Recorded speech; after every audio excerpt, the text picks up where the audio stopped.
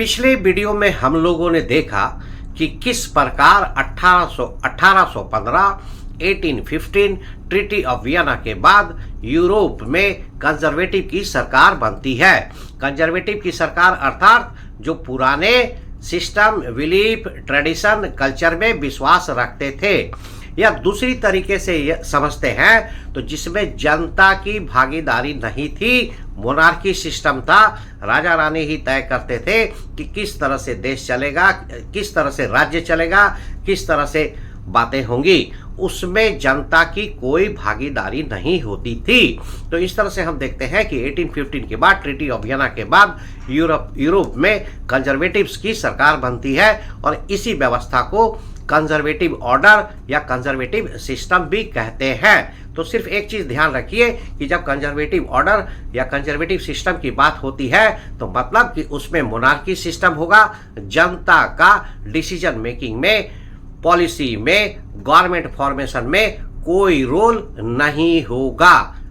No participation of citizen in the making और the policy of government. Monarchy will decide how to rule, what to do and what not to do.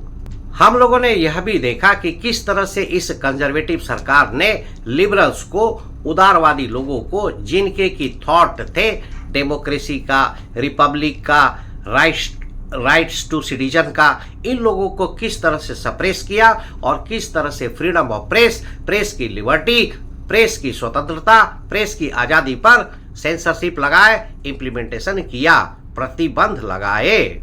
हम यह भी देखते हैं कि conservative की सरकार काफी शक्तिशाली थी, उनके पास काफी बड़े मिलिट्री फोर्स थे, आर्मी थी। इसलिए इन लोगों ने इन लिबरल्स को, या ये जो नए आधुनिक सोच रखते थे, मॉडर्न थॉट्स रखते थे, उनको आसानी से दबा दिया, सप्रेस कर दिया। और कंजर्वेटिव गवर्नमेंट एक ऑटोक्रेटिक गवर्नमेंट, एक रिप्रेसिव गवर्नमेंट, सप्रेसिव गवर्नमेंट, दमनकारी सरकार के जैसा काम करने लगी। इस कारण से लिबरल लोग, उदारवादी लोग अब खुल के काम नहीं कर पा रहे थे। उन्हें हमेशा यह डर लगा रहता था कि यह जो कंजर्वेटिव की सरकार है उनके साथ रिप्रेशन करेगी, सप्रेशन करेगी, उनके साथ दुर्व्यवहार करेगी और उन्हें सताया जाएगा, परेशान किया जाएगा। इसलिए लिबरल्स के जो थॉट थे अब ओपनली नहीं हो रहे थे। वह लोग खुल करके कंजर्वेटिव सरकार का विरोध नहीं कर पा रहे थे। तो ऐसे समय में हम देखते हैं कि इन्हीं लिबरल्स के ग्रुप में से कुछ लोग, कुछ एक नए ग्रुप का राइज होता है, उदय होता है, जिसको कि रिवॉल्यूशनरीज बोलते हैं, क्रांतिकारी। यह इन्हीं लिबरल्स के ग्रुप में से आए थे। अब चूंकि लिबरल्स खुलकर काम नहीं कर पा रहे थे तो इन रिवॉल्यूशनरीज ने छिपकर गुपचुप तरीके से अंडरग्राउंड होकर अपने एक्टिविटीज को करना शुरू किया। देश में नेशनलिज्म, देशभक्ति की भावना को आगे बढ़ाए रखने में अपना योगदान दिया। जैसा कि हम लोग भारतीय स्वतंत्रता आंदोलन में, इंडियन इंडिपेंडेंस मूवमेंट में भी हम लोग यही सब चीज सेम देखते हैं कि शुरुआती दिनों में भारतीय नेताओं ने लिबरल्स मूवमेंट की तरह आंदोलन चलाए थे। उन लोगों ने अपनी मांगे रखी थी और विरोध और प्रदर्शन किए थे, जिनमें प्रमुख थे सुरेंद्रनाथ बनर्जी, लाला लाजपत राय, बाल गंगाधर तिलक, पॉल, बिपिन चंद्र पॉल, और बाद में हम देखते हैं कि गांधी जी, नेहरू और इन जैसे लोग आगे आए। परंतु हम देखते हैं कि इन्हीं में से कुछ लोग इनके विचारों का समर्थन नहीं किए और यह लोग क्रांतिकारी घटनाओं में, रिवॉल्यूशनरीज एक्टिविटीज में आगे आए। जैसे कि हम लोगों ने देखा कि इन रिवॉल्यूशनरीज में, क्रांतिकारी में चंद्रशेखर आजाद, सुखदेव, राजगुरु, भगत सिंह, मदनलाल धिंगरा जैसे लोग आगे बढ़े और इन लोगों ने रिवॉल्यूशनरीज एक्टिविटी, क्रांतिकारी एक्टिविटीज को अंजाम दिया। तो यह सब बातें तो भारत में बाद में हुई, परंतु उस समय में यूरोप में इसी तरह की कुछ घटना होती है कि लिबरल्स लोगों के ग्रुप में से ही कुछ लोग आगे बढ़ते हैं और यह लोग रिवोल्यूशनरीज एक्टिविटीज, क्रांतिकारी गतिविधियों के माध्यम से अपनी बातों को आगे बढ़ाते हैं और यूरोप में नेशनलिज्म, देशभक्ति की भावना को आगे बढ़ाने में अपना योगदान देते हैं। अब हम आगे देखते हैं कि ये जो रिवॉल्यूशनरीज थे, क्रांतिकारी थे, इन लोगों के क्या आइडियोलॉजी थे या इन लोगों की क्या विचारधारा थी। इन लोगों की विचारधारा में, आइडियोलॉजी में मेन बात थी नंबर 1, 1815 के बाद, ट्रीटी ऑफ वियना के बाद जिस मोनार्की सिस्टम, कंजर्वेटिव गवर्नमेंट की स्थापना हुई थी, फॉर्मेशन हुई थी, उसका विरोध करना, ओपोज करना। और नंबर 2, लोगों को राइट्स मिलने चाहिए, अधिकार मिलने चाहिए, लिबर्टी मिलनी चाहिए, आज़ादी मिलनी चाहिए। तो इन सभी बातों का यह लोग समर्थन करते थे। Number 3, creation of nation state, राष्ट्र राज्य, देश का निर्माण होना चाहिए। और यह लोग अपनी आज़ादी की लड़ाई में इन सभी 3 बातों को प्रमुख स्थान, मेन आइडियोलॉजी मानते थे। जैसा कि हम लोगों ने देखा कि 1815 के बाद, 1815 के बाद, कंजर्वेटिव सरकार के गठन के बाद यह जो लिबरल्स थे खुले रूप से काम नहीं कर पा रहे थे और यह लोग अंडरग्राउंड हो गए। इन्हीं में से कुछ लोगों ने अंडरग्राउंड होकर सीक्रेट सोसाइटीज बनाई और अपने रिवॉल्यूशनरीज आइडियाज का प्रचार प्रसार किया। यूरोप के विभिन्न भागों में, डिफरेंट एरियाज में सीक्रेट सोसाइटीज बनाई गई। इन रिवॉल्यूशनरीज, क्रांतिकारियों के विचार या एक्टिविटी को समझने के लिए हम लोग इटली के एक रिवॉल्यूशनरीज क्रांतिकारी गिउसेपी मेजिनी, या जिसको जिउसेपी मेजिनी भी बोलते हैं, तो मेजिनी के एक्टिविटीज को देखते हैं, क्रियाकलापों को देखते हैं कि किस तरह से इटली में घटनाएं हुई और इस तरह से हम लोग समझने का प्रयास करते हैं कि रिवॉल्यूशनरीज ने किस तरह से काम किया। यह जिउसेपी मेजिनी एक बहुत ही इम्पोर्टेंट कैरेक्टर है और इसी के बारे में ऑस्ट्रिया के जो ड्यूक थे, चांसलर थे, मेटरनिक, उन्होंने कहा था कि यह जो मेजिनी है उनके कंजर्वेटिव ऑर्डर के लिए, मतलब मोनार्की सिस्टम के लिए सबसे बड़ा खतरा है। तो ऐसा आखिर मेटरनिक ने क्यों कहा, मेजिनी ने ऐसा क्या कर दिया, इन सभी बातों को देखते हैं। Metternich described Giuseppe Mazzini as the most dangerous enemy of our social order। Giuseppe Mazzini एक इटालियन रिवॉल्यूशनरिस्ट था और इसका जन्म 1805 में 1805 में जेनेवा में हुआ था। उस समय यूरोप में एक सीक्रेट सोसाइटी थी, कार्बोनरी। कार्बोनरी का मतलब चारकोल बर्नर, चारकोल कोयला का जो टुकड़ा होता है तो उसका जो आग लगता है, चारकोल बर्नर। मतलब इस तरह के नाम, कार्बोनरी का नाम देने का मतलब था कि इनके विचार आग के जलते हुए कोयले की तरह है, चारकोल बर्नर। तो कार्बोनरी नामक एक सीक्रेट सोसाइटी था जिसको कि जिउसेपी मेजिनी ने ज्वाइन किया। 1831 में, 1831 में जब मेजिनी सिर्फ 24 साल का था, 24 ईयर ओल्ड, उसने लिगुरिया में एक क्रांति करने का प्रयास किया, attempted a revolution in Liguria, जिसके कारण उसको वहां से बाहर निकाल दिया गया, निर्वासित कर दिया गया। He was exiled. इसके बाद हम देखते हैं कि मेजिनी ने 2 सीक्रेट सोसाइटी की स्थापना की, young Italy and young Europe, जिसमें कि यंग इटली की स्थापना मार्सिलिस में की गई और यंग यूरोप की स्थापना बर्ने में की गई।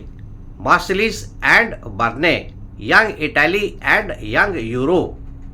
इसके मेंबर्स मुख्यतः यंग लोग थे और यह जो है पोलैंड, फ्रांस, जर्मनी, इटली, आदि से आते थे और इनके भी विचार क्रांतिकारी थे, सेम लाइक माइंडेड।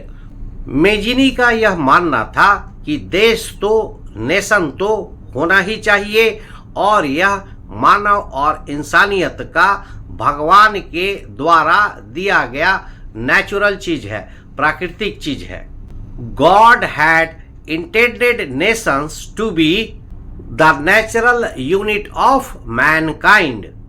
तो इस भावना आइडियोलॉजी के कारण मेजिनी यह विश्वास करता था, बिलीव करता था कि इटली जो उस समय छोटे छोटे डायनेस्टी, छोटे छोटे साम्राज्य में बटा हुआ था, वह ऐसा नहीं होना चाहिए, बल्कि इटली का यूनिफिकेशन होना चाहिए, इंटीग्रेशन होना चाहिए और इन छोटे छोटे डायनेस्टी राजवंश के स्थान पर एक यूनाइटेड इटली होनी चाहिए, एक ऐसा इटली जो कि यूनाइटेड हो और रिपब्लिक हो। तो यूनाइटेड एंड रिपब्लिक इटली का उसका एक विचार था। मेजिनी ने अपने इन आइडियोलॉजी को लेकर डायनेस्टी को, मोनार्की को कंटिन्यूअस ओपोज किया, लगातार विरोध करता रहा। उसके इस लगातार विरोध, कंटिन्यूअस ओपोजिशन और उसका जो यह डेमोक्रेसी और रिपब्लिक का आइडियोलॉजी था, इससे कंजर्वेटिव सरकार घबरा गई, डर गई। हम देखते हैं कि मेजिनी ने जो यंग इटली, यंग यूरोप जैसे सीक्रेट सोसाइटी का फॉर्मेशन किया था, गठन किया था, इसी आधार पर यूरोप के अन्य भागों में भी और भी बहुत सारे सीक्रेट सोसाइटी की स्थापना की गई, जैसे कि जर्मनी में, फ्रांस में, स्विट्जरलैंड में, पोलैंड में। तो इस तरह से हम देखते हैं कि मेजिनी की यह जो डेमोक्रेसी और रिपब्लिक की जो आइडिया थी, उसके लिए सीक्रेट सोसाइटीज की स्थापना यूरोप के डिफरेंट एरियाज में की गई और इस तरह के रिवोल्यूशनरीज विचार लोगों के अंदर आने शुरू हुए और जिससे यह डायनेस्टी या कंजर्वेटिव सरकार घबरा गई और डर गई और इस कारण से मेजिनी को यह लोग सबसे बड़ा खतरा, सबसे बड़ा दुश्मन मानने लगे। इन सभी बातों के कारण ही मेटरनिक ने, जैसा कि हम शुरू में बताए थे, ज्यूसेपी मेजिनी को सबसे बड़ा दुश्मन कंजर्वेटिव सिस्टम, कंजर्वेटिव ऑर्डर के लिए बताया था। जैसा कि आपको याद होगा 1815 के ट्रीटी के बाद, ट्रीटी ऑफ वियना के बाद, जब 4 ग्रेट पावर्स ने यह निश्चय किया कि यूरोप में आगे अब कंजर्वेटिव की सरकार होगी, तो नेपोलियन के द्वारा जो उस समय क्षेत्र, एरिया जीते गए थे, उन क्षेत्रों में, उन एरियाज में या तो इंडिपेंडेंट स्टेट बनाए गए थे, जैसे कि किंगडम ऑफ नीदरलैंड, जिसमें कि नीदरलैंड और बेल्जियम को मिलाकर किंगडम ऑफ नीदरलैंड बनाया गया था, या फिर दूसरी व्यवस्था यह थी कि नेपोलियन ने जिन क्षेत्रों को जीता था उन्हें आपस में, इन 4 ग्रेट पावर्स ने आपस में बांट लिया था और ऑस्ट्रिया के हिस्से में नॉर्थ इटली का पार्ट आया था, नॉर्थ इटली का पार्ट ऑस्ट्रिया के हिस्से में आया था। तो इसी नॉर्थ इटली में अभी जो है मेजिनी ने इस रिवॉल्यूशन, क्रांति की शुरुआत कर दी थी। इससे ऑस्ट्रिया का जो ड्यूक था, मेटरनिक था, वह घबरा गया और इसलिए मेटरनिक ने ज्यूसेपी मेजिनी के बारे में ऐसा कहा कि वह इन कंजर्वेटिव्स के लिए सबसे बड़ा खतरा है। तो यह था ज्यूसेपी मेजिनी। तो हम देखते हैं कि किस तरह से मेजिनी ने रिवॉल्यूशन की शुरुआत की और इसने इटली का यूनिफिकेशन, एकीकरण, यूनाइटेड और रिपब्लिक होने की दिशा में पहला प्रयास किया। यहाँ से यह कॉन्सेप्ट आया कि इटली का भी यूनिफिकेशन, इंटीग्रेशन किया जा सकता है। ज्यूसेपी मेजिनी के विचारों का सिर्फ इटली तक ही प्रभाव नहीं था। हम देखते हैं कि मेजिनी के आइडियोलॉजी का यूरोप के बाकी हिस्सों में भी एक्सपेंशन होता है, प्रचार प्रसार होता है और हम देखते हैं कि 1830 के बाद पूरे यूरोप में रिवॉल्यूशन होने लगता है, क्रांतियां होने लगती है, क्रांति ही क्रांति होती है, एक के बाद एक रिवॉल्यूशन होते हैं, क्रांति होती है। इसलिए इतिहासकारों ने, हिस्टोरियंस ने 1830 से 1848 के पीरियड को यूरोप में एज ऑफ रिवॉल्यूशन, क्रांति का युग कहा है। तो यह मैजेनी ही था जिसने कि पूरे यूरोप में क्रांतियों का दौर ला दिया, एक के बाद एक क्रांति, एक के बाद एक रिवॉल्यूशन। तो समझिए कि गुसेपी मेजेनी एक क्या शख्सियत, क्या कैरेक्टर था। नेक्स्ट वीडियो में हम लोग देखेंगे कि इन रिवॉल्यूशनरीज आइडिया का यूरोप के बाकी हिस्सों में कैसे प्रचार प्रसार हुआ और वहां पे किस तरह से रिवॉल्यूशन हुए, क्रांति हुई। नेक्स्ट वीडियो में हम लोग यह देखेंगे कि किस तरह से बेल्जियम किंगडम ऑफ नीदरलैंड, जिसमें कि बेल्जियम और नीदरलैंड दोनों एक साथ थे, किस तरह से बेल्जियम नीदरलैंड से अलग हो जाता है और किस तरह से एक बहुत महत्वपूर्ण इंपॉर्टेंट घटना ग्रीक वार ऑफ इंडिपेंडेंस, यूनान की आज़ादी का संघर्ष होता है और वह किस तरह से अपने लक्ष्यों को, टारगेट को प्राप्त करता है। तो मेजिनी का यह जो घटना था इसने पूरे यूरोप में फैला दिया और पूरे यूरोप में क्रांतियां ही क्रांतियां, रिवॉल्यूशन ही रिवॉल्यूशन होने लगे। उनके इन विचारों का सोसाइटी के डिफरेंट सेक्शंस पर भी प्रभाव पड़ता है और सोसाइटी के डिफरेंट सेक्शंस के लोग, पीजेंट, किसान, वर्कर्स, श्रमिक, आर्टिजन्स, कारीगर, बुनकर, वीवर्स, यह सब भी आंदोलन पर, विद्रोह पर उतर आते हैं और रिवॉल्यूशन होती है। तो इन सभी घटनाओं पर हम लोग नेक्स्ट वीडियो में चर्चा करेंगे। तो अभी के लिए इतना ही, मिलते हैं नेक्स्ट वीडियो में। तब तक के लिए थैंक यू, धन्यवाद, जय हिंद।